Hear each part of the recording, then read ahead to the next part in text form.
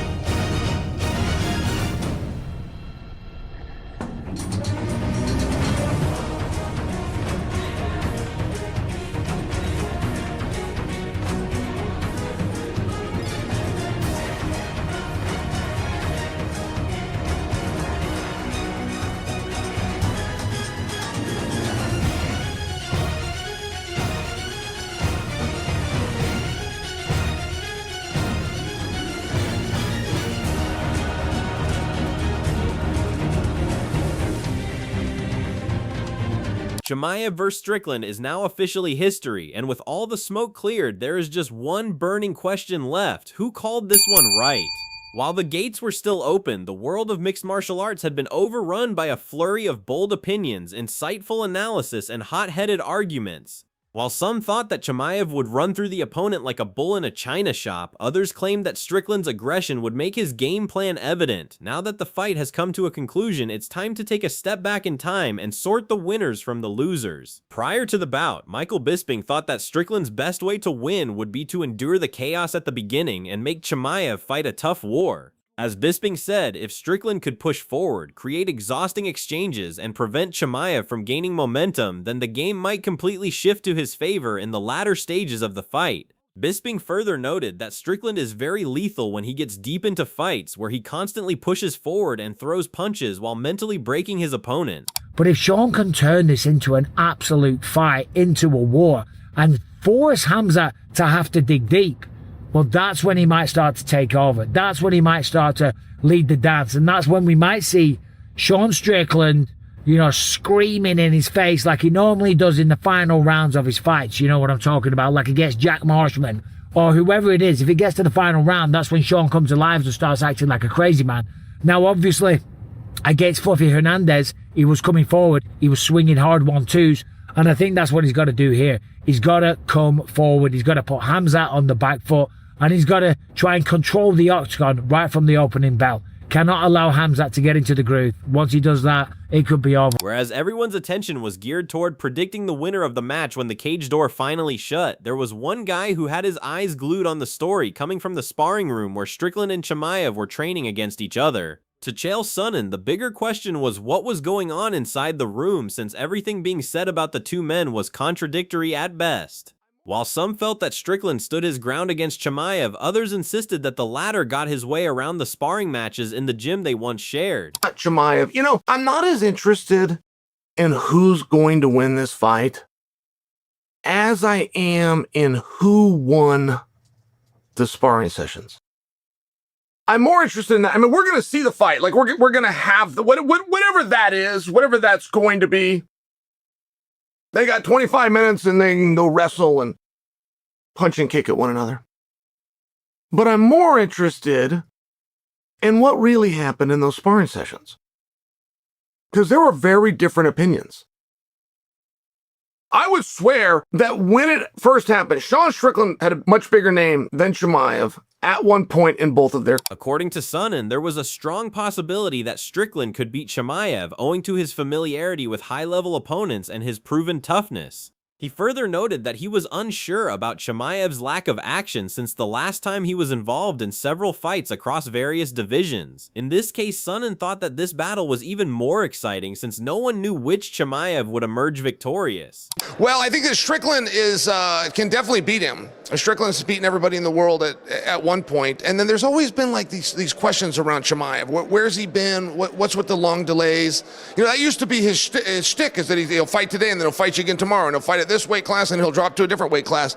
And now we've seen some breaks in there, and I don't know what's behind those. I don't know if it's injury or lack of motivation or just opportunity, but I think those two get... On the other hand, according to Demetrius Johnson, the fight had the potential to be a one-sided victory for either combatant on paper, but would depend greatly on pacing. Johnson mentioned that in the event that Chimaev goes for broke from the opening bell in hopes of dominating Strickland, the latter rounds may prove to be quite troublesome. Nevertheless, Johnson went on to favor Chimaev due to his ability to handle tough opponents like Dricius Du Plessis and Kamaru Usman through superior takedown and grappling skills. It should be a dominant performance, but if he doesn't manage that gas tank, and if he puts everything he has in that first and second round, third, fourth, fifth round, it's going to be fucking miserable for Khamzat Chimaev.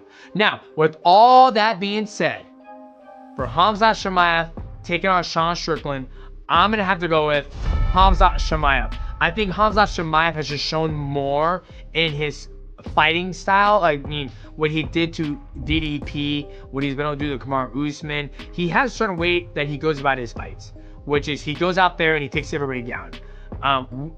Sean Strickland has never been manhandled or out-grappled, and I think Khamzat Chimaev can do it, but he's got to manage the gas tank. I've seen him train before, and sometimes it's good to train. As per Henry Cejudo, the key for the match laid in whether Chimaev can actually ground Strickland. If not, Cejudo felt that Chimaev would face a real challenge ahead. He cited the use of jab from Strickland and teep kicks to cite how Strickland might interfere with the timing of Chimaev. While talking about the danger posed by grappling techniques employed by Chimaev, he highlighted how Strickland has proven time and again his ability to rise after being grounded. As per Cejudo, it is a case of clash of styles, and Chimaev will have to control his positioning. But Sean, if Khamzat Chimaev could not hold he's gonna take him down. But if he cannot hold Sean Strickland down, I think he's in trouble, bro. I personally feel like the jab of Sean Strickland, the teep kick that he does, the fact that his style is just a little bit different, it could be problematic for a guy like Khamzat Chimaev, but I think his styles make fights. Yes, Sean Strickland did lose to DDP, Dricus Du plus C with the silent S. Yes, he did beat him, but this is different, bro. Sean Strickland has shown better that if you do take him down, he gets back up to. Continuing, he had doubled down on the idea that Strickland's camp had likely been preparing for that exact scenario the entire time. If Chimaev couldn't keep Strickland on the ground, he warned it could have turned into a real problem. He also pointed out how surprising it had been that fans were giving Strickland a legitimate chance, despite most of the odds being heavily in Chimaev's favor. Still, when it came to picking a winner, he leaned towards Strickland, even admitting some bias and believing his style, durability, and ability to get back to his feet could have flipped the fight if things had gone deep. His feet, man. And I guarantee you they've been working that the whole damn time. So if Khamzat does not control him on bottom, yeah, dude, I feel like we're going to hear on you. You know, but let's see what Kalshi has to say. You know, it's crazy to me that there's a 19% chance that the people are giving Sean Strickland a chance to fucking win. You know, 81% feels like it's going to be Khamzat Chimaev, bro. Nobody would be surprised if Khamzat won, but if you're telling me where I'm going to put my money, you know what? I got to go with the Sean Strickland. You know? Okay, so are you saying that I gotta go with the American, bro. I think I'm gonna be biased right now, and I feel like America needs a champion. And I think stylistically too, if Sean Strickland can get up to his feet, I think he's great. And you know, there's a lot of things that he does that's just different, bro. And getting to his. Moreover, Kamaru Usman was aware too that Strickland could not yet be discounted as a possibility within that contest due to the fact that the man actually had some chances even against the odds. The reason is that Strickland tends to make contests difficult for his opponents in the sense that he does things in the ring that are rarely done by other boxers in MMA. Usman pointed out Strickland's stance, shell, and deflections in place of movement as reasons why opponents miss much more than they think. I'm not going to say Sean Strickland doesn't have a chance. He has a very good chance. I know that. And I've said it time and time again every time we break down a Sean Strickland fight of how difficult this guy is to compete with. Sean Strickland just kind of does a lot of things that most guys don't do or shouldn't do in MMA. He stands straight up and down. He's in this Philly shell to where he just kind of throws his hands up and he deflects the shot to where when you swing at his head, you're going to miss a whole lot. Swinging at his head. For MMA Guru, the pick had ultimately leaned toward Chimaev in the matchup against Strickland. He admitted Strickland's takedown defense had been better than expected, even stronger in some areas than Dricus Du Plessis, but he didn't believe Strickland carried the same dog or finishing intensity. While acknowledging Strickland's toughness and physical strength, his solid frame, strong forearms, and overall durability, he still felt Chimaev's pressure and control would have been the deciding factor. In his breakdown, Strickland had been difficult to hold down, but Chimaev's style still gave him the edge. Khamzat Chimaev versus Sean Strickland. Here's the thing, you guys. I'm going with Khamzat Chimaev, man. I can't do it, Sean. I can't do it, Sean. I like Sean Strickland's takedown defense here more than I like Dricus Du Plessis. But I don't think Sean's got the dog that Du Plessis has, man. Listen, he's got a dog in him. I really do believe Sean Strickland's got that dog in him. But I think where du Plessis is even mentioning in the build-up, Sean's very hard to hold down and feels stronger than Chimaev did. I don't doubt that. Strickland, I think, is very strong. He's built like a strong man. Forearms, calf muscles. He's built strong. You know, wide hips as well. Like, he's got a strong man build, not a fast, twitchy man. He added that, in his view, Chimaev would eventually find dominant positions in the fight. While he acknowledged Strickland's takedown defense had been solid at times, pointing to his performance against Anthony Hernandez, he also recalled moments where Strickland had been pressured and controlled, including being backed up and taken to the mat by Abes Magomedov early on. Although he didn't rate Magomedov particularly highly, he still saw those sequences as meaningful. He also compared it to the Dricus du Plessis fight, noting Strickland could get taken down but often worked back up. But I think Chimaev's going to get to dominant position on him, man. I've been watching back some Strickland fights, and there's like rumors of Strickland's takedown defense. And it is good. We saw it against Anthony Hernandez. But then I'm watching Abes Magomedov pressure him backwards and legitimately get hooks in on the back in round 1. You know? And I don't rate Abes that highly. I really want Sean Strickland to win, man. But you watch back the du Plessis fights, and it's du Plessis doing a couple crafty overhand double leg straight in, and Strickland to work his way up. But the thing is, du Plessis not going to be able to pull off the jump over to the back 2 hooks in that Chimaev is able to pull off on top level guys. You know? Adesanya's guard is weak, but in round 2, du Plessis couldn't really progress to anything too dominant. He ended up losing the back on Adesanya in round 2. He ended up sort of like holding him against his waist against the cage, but then in round 4, once he hurt Adesanya on the feet, now he could actually do what he wanted on the ground to him. I think Chimaev would get down Adesanya in round 1 and sub him in about 3 or 4 minutes. You know?